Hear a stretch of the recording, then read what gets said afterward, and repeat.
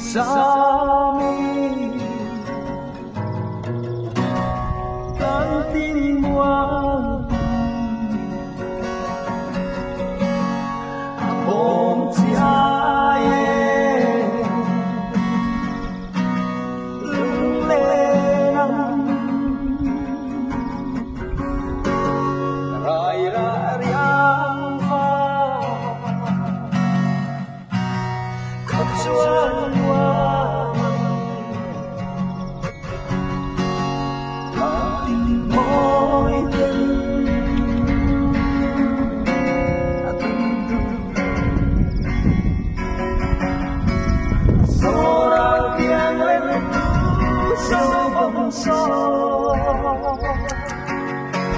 chính mình đi lấy tu lâu lắm xa cả rồi và sắp luôn đi lên buồn nề lắm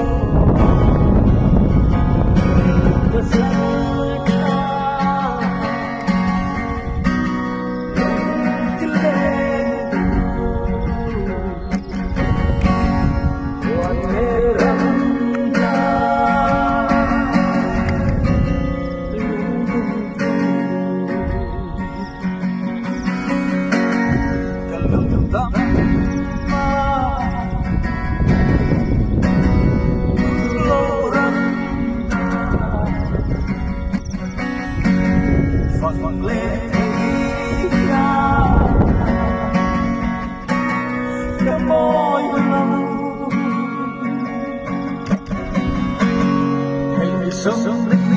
sẽ suốt lấy chiến thắng rồi vẫn chân qua mình